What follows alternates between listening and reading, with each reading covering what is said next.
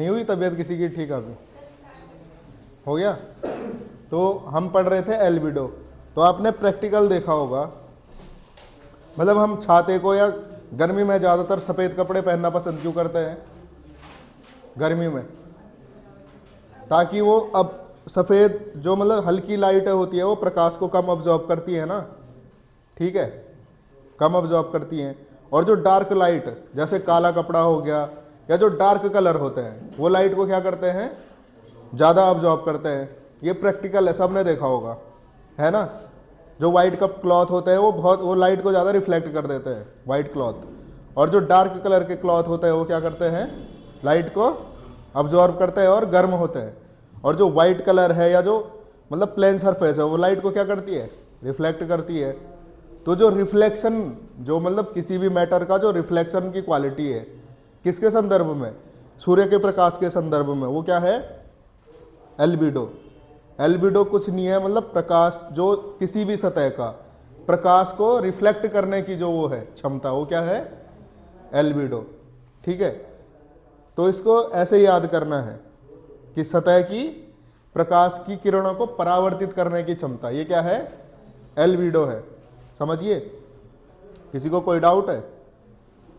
तो इसको याद ही करना है, इसमें ज़्यादा कुछ नहीं है। तो ये है मान लो सूर्य, ठीक है, और ये है कोई सतह, मान लो सबसे, ये है मान लो पानी की सतह, पानी की सतह है, ठीक है। तो एक जो इस पे पड़ रही है इस किरण को क्या किरण बोलेंगे? जो किसी पे पड़ती है, आपतित, उस पे आ रही है ना, उस पे पड़ रही है, तो ये किरण क्या है? आपतित किरण, ठीक है। और जो इससे टकरा के वापस जाएगी उसे क्या बोलेंगे? परावर्तित किरण। ये तो सबने सुना होगा, परावर्तित किरण। तो एल्बिडो, तो एल्बिडो क्या होगा? क्या होगा? तो नीचे कौन आएगा फ्रैक्शन में? आपतित किरण। क्यों आएगा? क्योंकि आपतित किरण की मात्रा में ही परावर्तित किरण होगी ना। पहले कौन सी किरण आएगी? हम किसके रूप में देख रहे हैं, किससे तुलना कर रहे हैं? आपतित किरण से, यही तो रिफ्लेक्ट हो रही है। तो ये टोटल है, ये टोटल का पार्ट है। तो फ्रैक्शन में क्या होता है? टोटल को हमेशा नीचे रखा जाता है ना, रखा जाता है कि नहीं रखा जाता है? 1/2 का मतलब क्या है? 1/2 का। एक और क्लोज कर दो। हम 1/2 कहते हैं फ्रैक्शन में। तो 1/2 मीन्स 2 का 1 हिस्सा, है ना। तुलना किससे कर रहे हैं? 2 से, है ना। तो जिससे हम कंपेयर कर रहे हैं वो हमेशा फ्रैक्शन के कहाँ आएगी? नीचे। तो एल्बिडो इक्वल टू,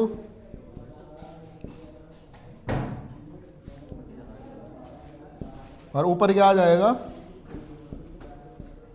बताओ? तो एल्बिडो क्या है?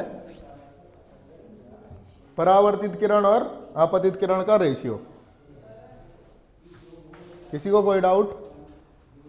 तो किसी सतह का एल्बिडो, किसी सतह का एल्बिडो उसके द्वारा परावर्तित प्रकाश की मात्रा तथा उस पर आपतित प्रकाश की मात्रा का क्या है? अनुपात है। क्लियर है? लिखो इसको, एल्बिडो।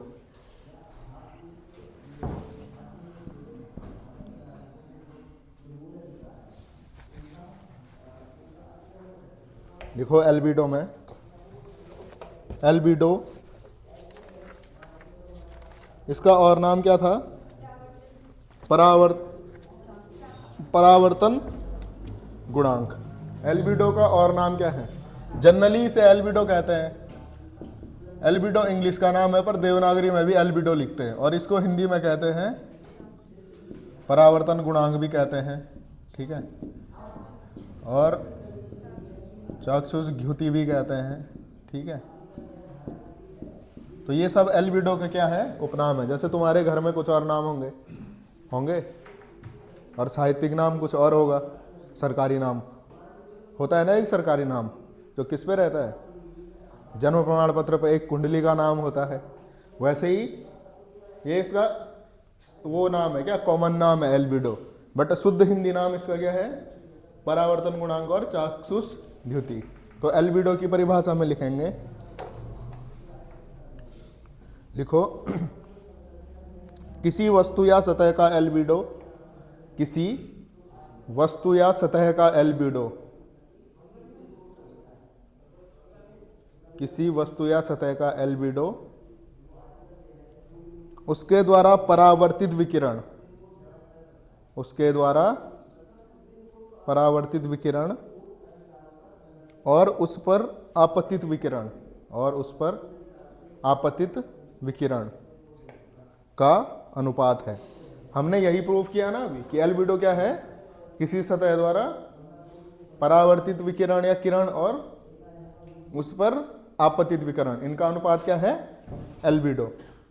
प्रूफ कर दिया हमने, ये याद करने की जरूरत नहीं है, ये तुम प्रूफ कर सकते हो अपने सामने। किसी को कोई डाउट?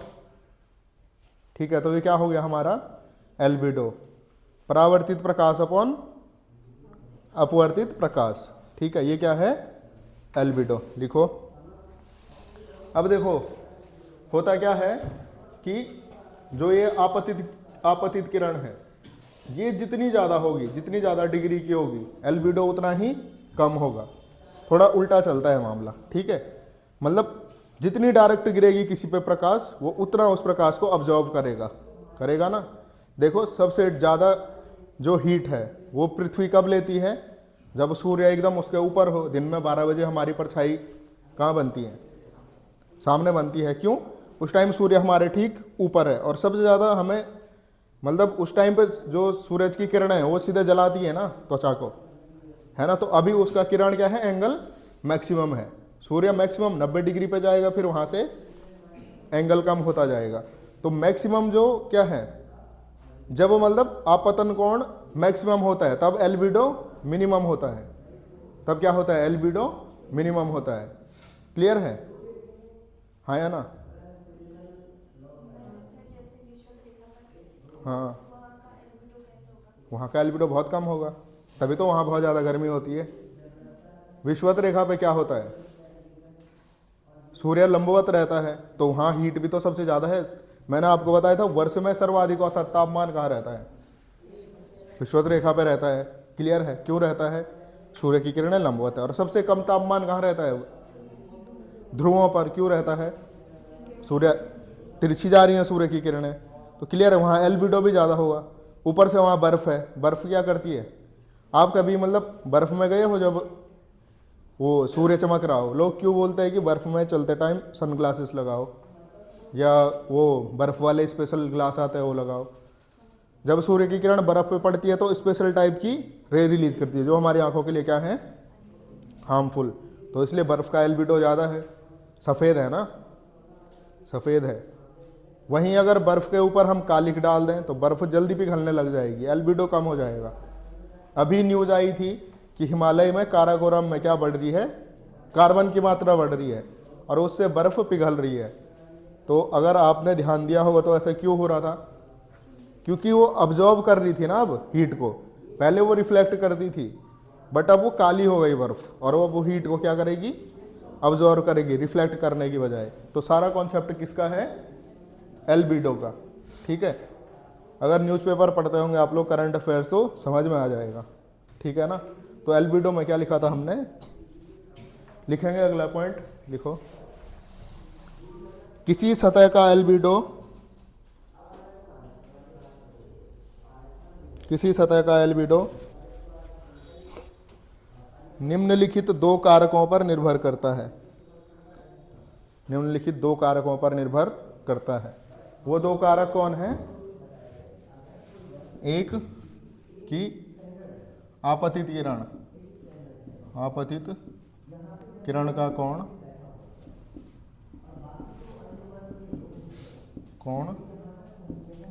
जितना अधिक होगा, एल्बिडो उतना क्या होगा, कम होगा। एल्बिडो उतना ही कम होगा। ठीक है,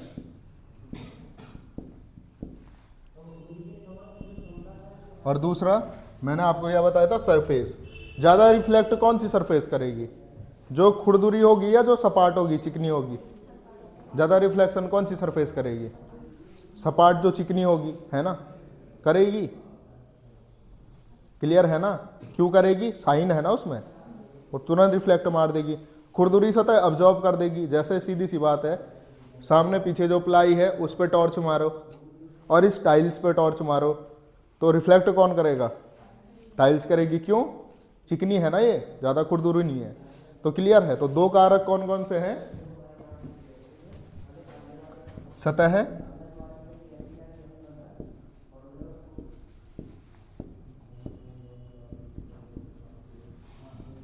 होगी, परावर्तन उतना ही अधिक होगा, उतना ही अधिक होगा, मतलब एल्बिडो उतना ही क्या होगा? ज़्यादा होगा।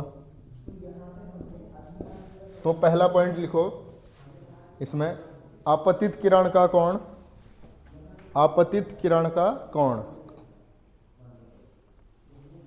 जितना कम होता है, जितना कम होता है, हाँ तो उल्टा हो जाएगा, यही लिख लो, कम होगा तो ज़्यादा होगा एल्बिडो, इसको लिख लो, ये लिखना चाहते हो तो लिखो, आपतित किरण का कोण जितना अधिक होगा, जितना अधिक होगा एल्बिडो उतना ही कम होगा। तथा तथा तथा आपतित किरण का कोण जितना कम होगा, आपतित किरण का कोण जितना कम होगा एल्बिडो उतना ही क्या होगा? अधिक होगा। ठीक है, आपतित किरण का कोण जितना कम होगा एल्बिडो उतना ही अधिक होगा। क्लियर है? किसी को कोई डाउट? अगला लिखो, नेक्स्ट सेकंड पॉइंट करके, सतह की प्रकृति, सतह की प्रकृति, सतह की प्रकृति में हेडिंग है सतह की प्रकृति, उसमें आगे लिख लो।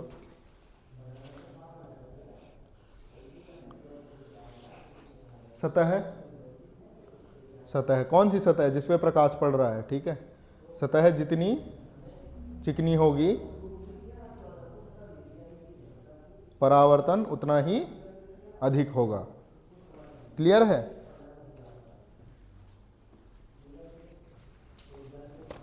किसी को कोई डाउट?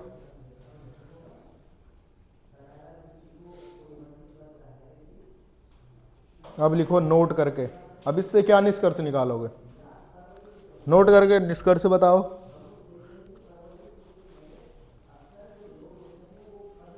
जिस सतह का एल्बिडो, जिस सतह का एल्बिडो, जिस सतह का एल्बिडो जितना अधिक होता है, जितना अधिक होता है,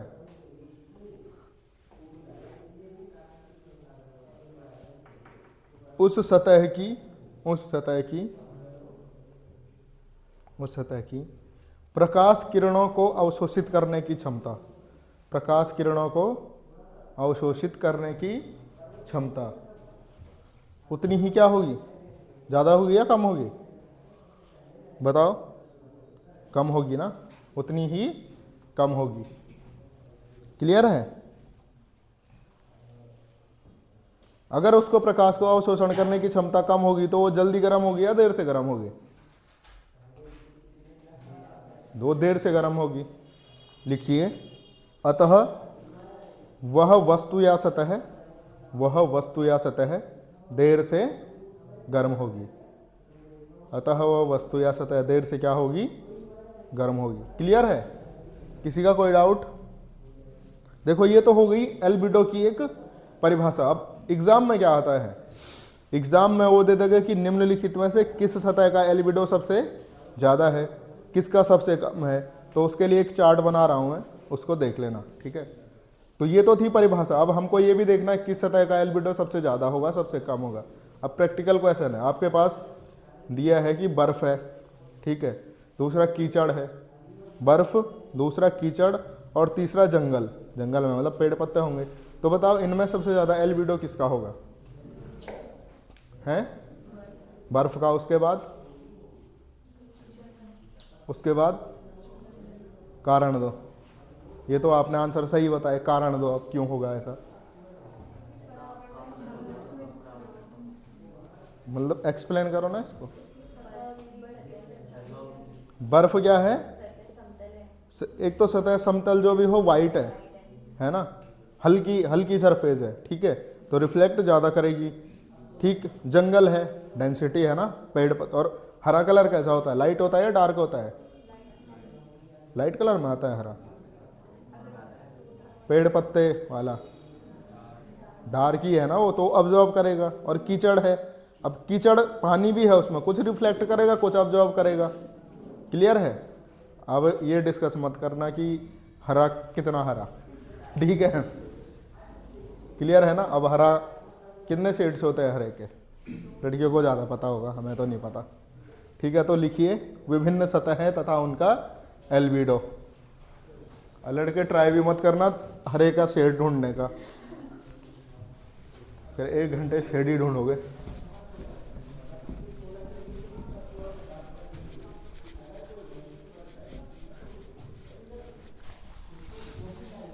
तो त्योहार कैसा रहा आप लोगों का? है? अभी ये मत पूछना कौन सा त्योहार, महाशिवरात्रि थी कल, ठीक है? कोई भांग पी के लुढ़का तो नहीं है? यहाँ श्रीनगर में मिलती नहीं है कहीं अच्छी भांग है। कहाँ? वो किलकिलेश्वर में थी नहीं भाई, गए थे हम वहाँ भी। अच्छा, अगली बार आएंगे अब, ठीक है? तो सतह की प्रकृति, नहीं, विभिन्न सतह तथा उनका एल्बिडो। विभिन्न सतहें तथा उनका एल्बिडो। तो बनाओ, कॉलम बनाओ, एक तरफ से लिखते जाओ, ठीक है? 2 कॉलम बनाओ, एक में लिखेंगे सतह का नाम, सतह का नाम, और दूसरे में क्या लिखेंगे बताओ? एल्बिडो, ठीक है? इसको तो एकदम याद कर लेना है। किसको? इस वाले। याद भी ऐसे नहीं करना है कि रट्टा मारना है, कॉन्सेप्ट से याद करना है। याद कैसे करना है? जो सरफेस आएगी उसको इमेजिन करना है। अब देखना है वो कैसी है सरफेस। जैसे बर्फ आएगी तो बर्फ को इमेजिन करो, है ना, तो दिव्य चक्षु खुल जाएंगे तुम्हारे, तब खुद ही क्या होगा, याद आएगा। तो पहला क्या है? बर्फ। अब बर्फ कितने प्रकार की होती है? एक तो ताजा जमी हुई बर्फ होगी ना, ताजा बर्फ, और दूसरी कौन सी बर्फ होगी? पिघलती हुई बर्फ। तो ज़्यादा एल्बिडो किसका होगा बताओ? ज़्यादा एल्बिडो किसका होगा? ताजा बर्फ का होगा ना। कितना %? सीधे 80 से 90, 100 नहीं। कौन है ये 100 वाला? किसी ने 100 बोला क्या? ठीक है, और पिघलती हुई बर्फ का 50 से 60%, 50 से 60%, ठीक है? बर्फ के बाद अगली सतह आती है रेत। रेत गए हो कभी? वो मिनी गोवा बीच पे आगे रेत है ना वहाँ, ठीक है, जाना चाहिए ऐसी। ये तो मतलब काफ़ी इंपॉर्टेंट वो है ज्योग्राफी के विद्यार्थियों के लिए, है ना? ज्योग्राफी पढ़ ले हो ना, तो जाया करो, एक्सप्लोर करो ऐसी जगहों को।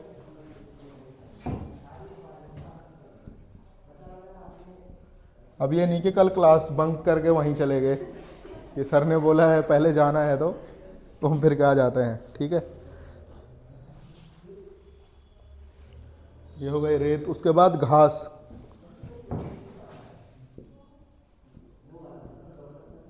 घास का भी सेम इतना ही होता है, 20 से 30%, ठीक है?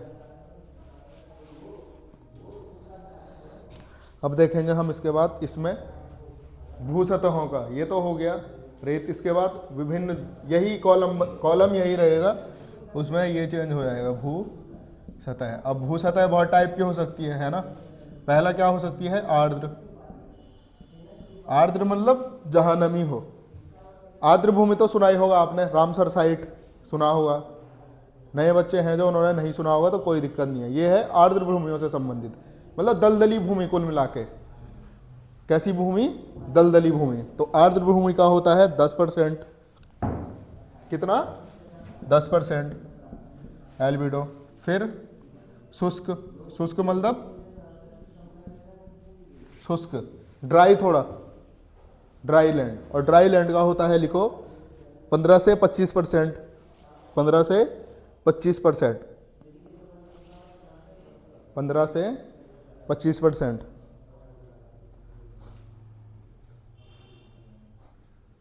पंद्रह से 25%,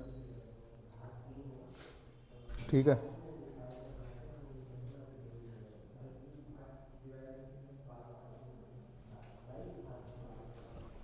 अब देखो अनावरित चट्टान। अनावरित चट्टान मतलब, अरे जिस चट्टान के ऊपर मिट्टी पेड़ पौधे कुछ नहीं है, अनावरित, एक्सपोज्ड, अनावरित चट्टान। इसका कितना है, 12 से 18%। अनावरित मतलब जिस चट्टान के ऊपर ना तो पेड़ पौधे हैं ना तो मिट्टी है, एकदम सपाट है वो, ठीक है, अनावरित चट्टान। उसके बाद गीली रेत, यहाँ हमने रेत देखी थी। चौथा है गीली रेत, इसका है 30 से 35%। 30 से 35%, ठीक है।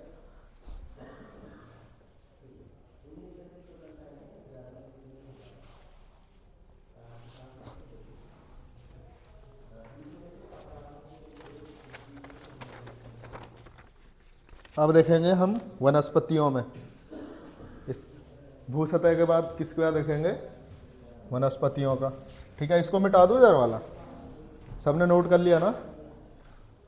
अब वनस्पतियों को हम ऐसे नहीं देखेंगे एक एक पेड़ के आधार पे, हम देखेंगे क्लाइमेट जोन के आधार पे। जैसे आपने सुना होगा उष्णकटिबंधीय वन, सुना है, शीतोष्णकटिबंधीय वन। मतलब अभी मैं जनरल पूछ रहा हूँ, सुना है ना, नहीं सुना है तो ये तो आगे सिलेबस में आएगा ही। पर सबने सुना होगा कि पतझड़ वन, सदाबहार वन, ये तो सुना ही होगा बचपन से लेकर आज तक। ये इवन 9th की जियोग्राफी में था शायद, 9th-10th की जियोग्राफी में। अगर आपको देखो कोई बुक्स पढ़नी है कोचिंग के साथ साथ तो वो NCERT पढ़ो, ठीक है। कुछ नहीं, NCERT की वेबसाइट पे जाओ और एक एक चैप्टर करके डाउनलोड करो, बाज़ार से ख़रीदने की भी ज़रूरत नहीं है ना। तो वहाँ से देख लो अगर आपको इसके साथ कोई बुक्स पढ़नी है, ठीक है। फ़िलहाल बाद में तो रिवीजन के लिए बहुत सारी बुक्स है, पर बेसिक्स के लिए उसके साथ क्या पढ़ो, NCERT पढ़ो, ठीक है। जिसके पास नहीं है, नहीं मिल रही है, बता देना, फ़ोटो भेज दूंगा, ठीक है, बट उनको पढ़ो। वनस्पति में तीसरा है वनस्पतियाँ। वनस्पतियों में पहला क्या है, उष्णकटिबंधीय सदाबहार। लिखो, पहला लिखो उष्णकटिबंधीय सदाबहार।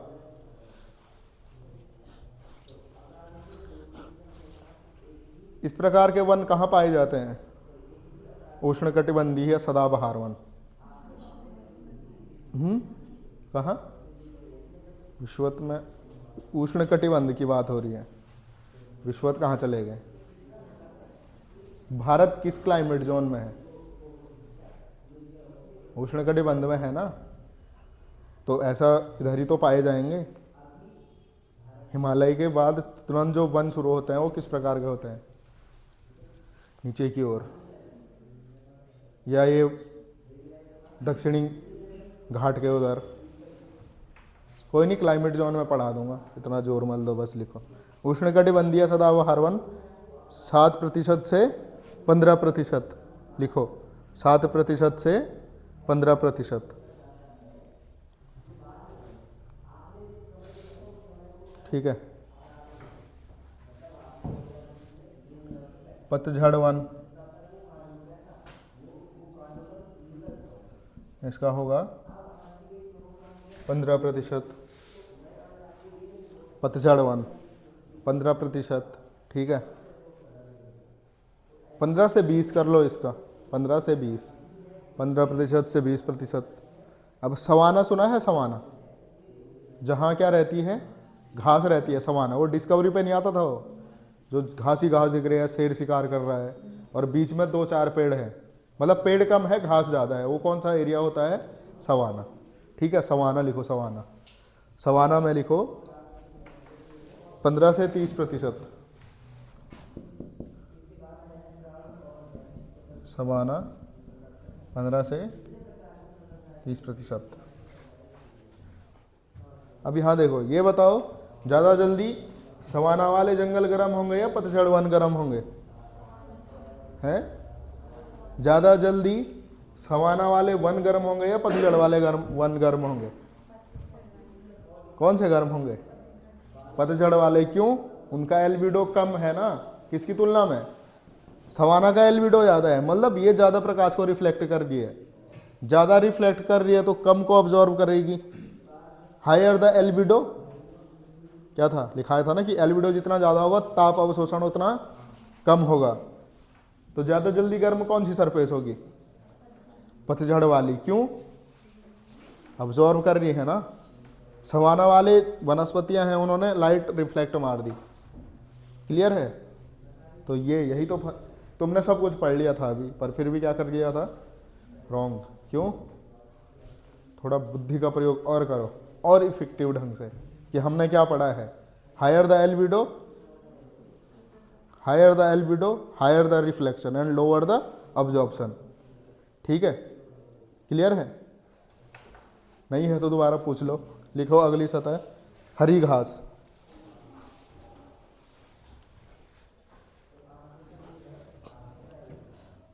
ग्रास लैंड सुना होगा, सुना है?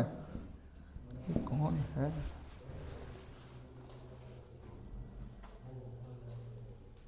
अरे क्लास में हो तब करता हूँ। हाँ हाँ हाँ, ठीक है।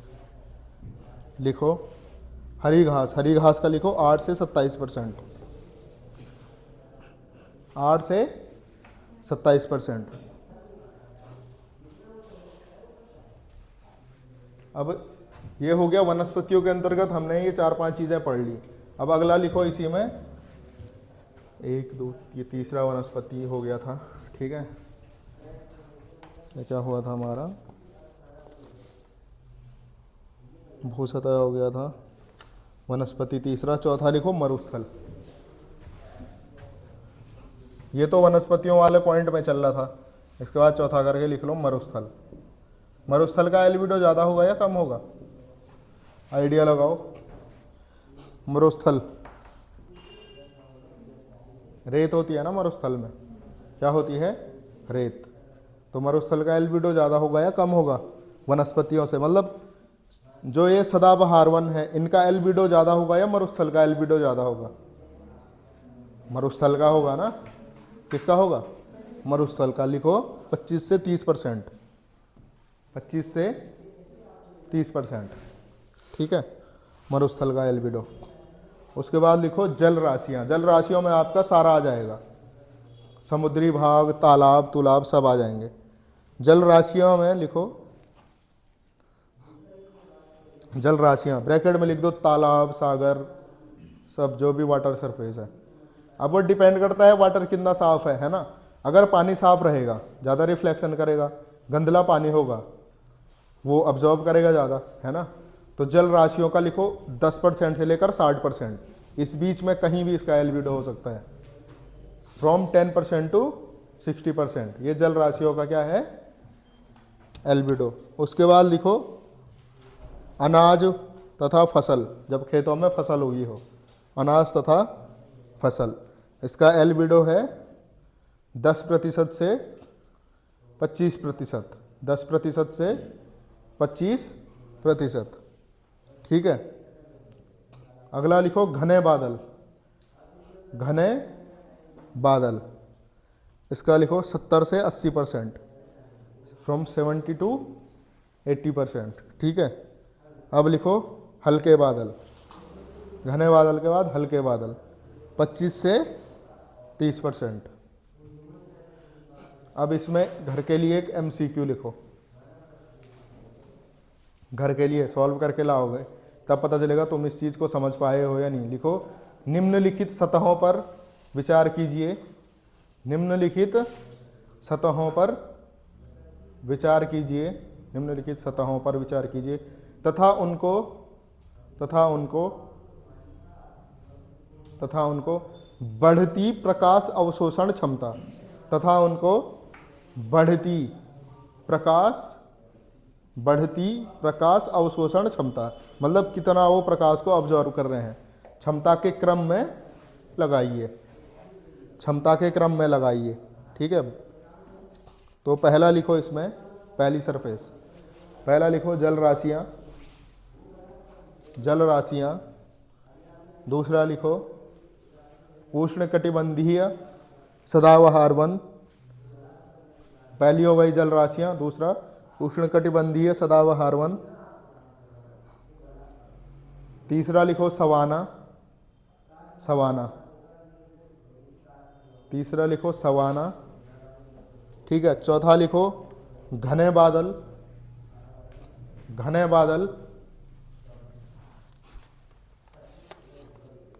पांचवा लिखो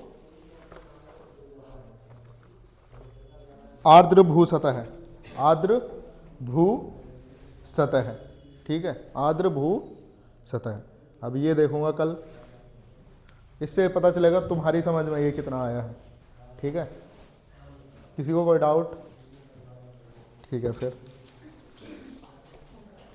जिनकी हिंदी की क्लास है आप लोगों की वो उधर बैठेंगे, ठीक है। टाइम हो गया, फिलहाल बैठे रहो सर, ठीक है। इसका हो गया, बंद कर दे यार इसको।